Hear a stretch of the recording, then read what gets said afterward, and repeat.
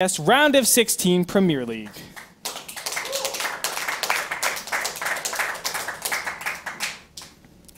Please, sir, do the honors. Okay, so spawning in the bottom left-hand corner of the map, it's the blue Terran, Liquid Taeja.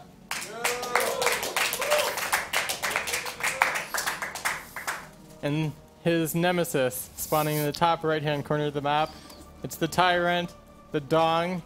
His name, it's E.G. Jaedong.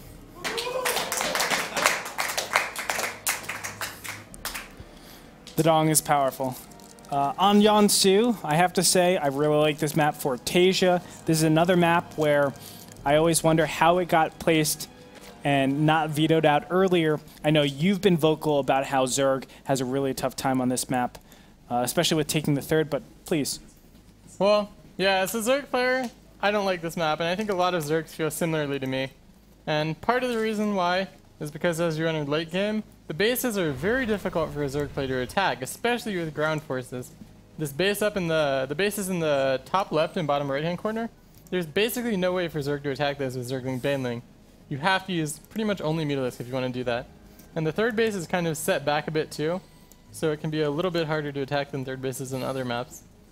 But some Zergs like it. I know Seppi likes to pick this map in 6-pool a lot just because you can't do the normal wall off with your command center because of how it is in this map. If Seppi was playing here, he would have won against Taeja game number 1 for sure. I mean, 6-pool is so powerful because as you were saying, you could put it down on the low ground, or if you put it up here, what ends up happening is there's too much surface area. Normally you put a barracks down, but you can't do that on this map. It's very difficult to. Either the barracks or the command center is open for your Zerglings to just crush it before it ever builds. So definitely something to keep in mind, but nothing's going to happen. Jaedong just throwing down his 15 hatch, throwing down a 17 spawning pool, I believe. Or 18 spawning pool, one of them. Yeah, this is kind of interesting. I wouldn't have expected him to do this when he scouts the CC first in the low ground. A lot of the time, when you scout something like that, you either go for the gas before pool, or you sometimes will even take a third hatchery before you make the spawning pool.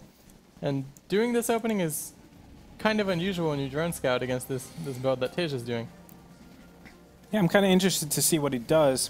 I do expect the third base to go down really quickly, because he can afford it all with getting so many drones so early on.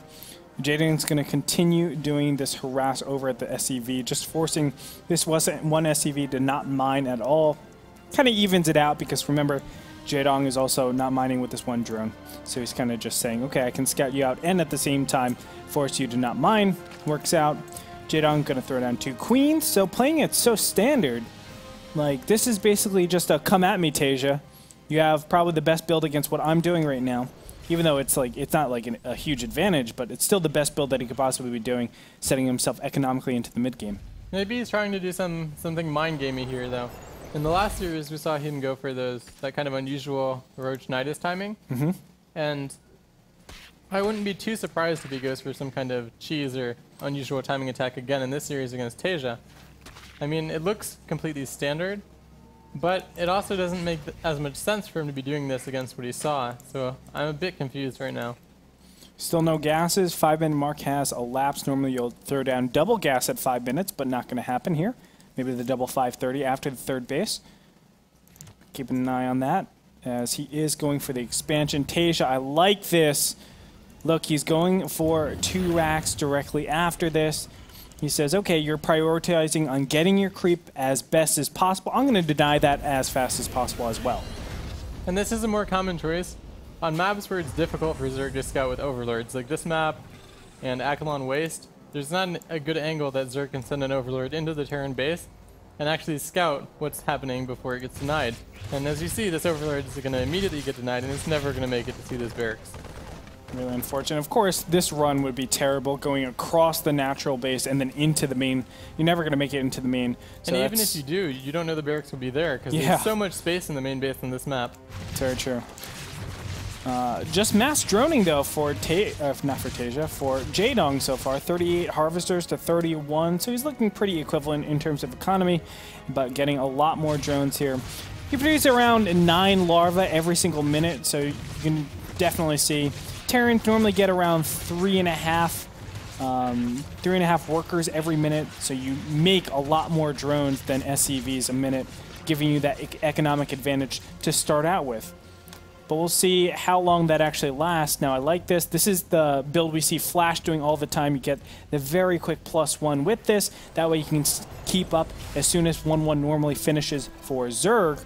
There's no longer that huge disparity where Zerg can just take out everything in its path. From here, I'm still at a little bit of a loss, though. What does Jaedong actually do from here? Like, what's his inherent advantages? Well, it's looking like he's just playing standard.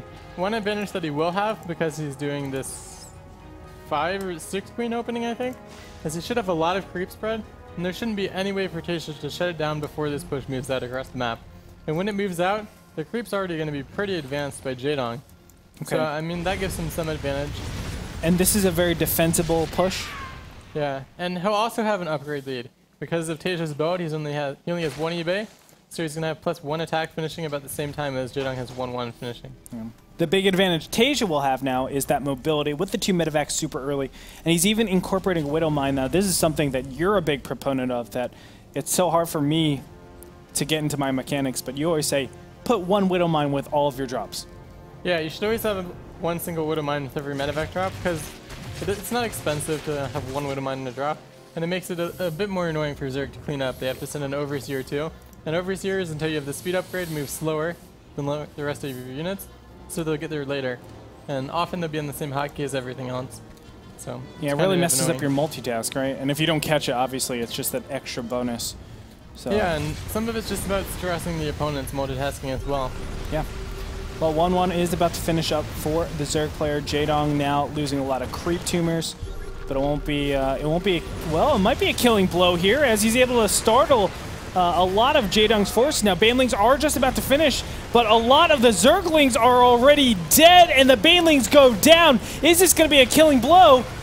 Zerglings trying to get in here, but there are Widow Mines. Now the Queen's being taken out. Oh my goodness. I think Jaedong's dead. I think he's dead too, and this was just the perfect timing, I guess. I guess so. Because he caught his Banelings halfway morphed. Halfway morphed, and on top of that, 1-1 just now finished after all of his units died. GG, Taeja.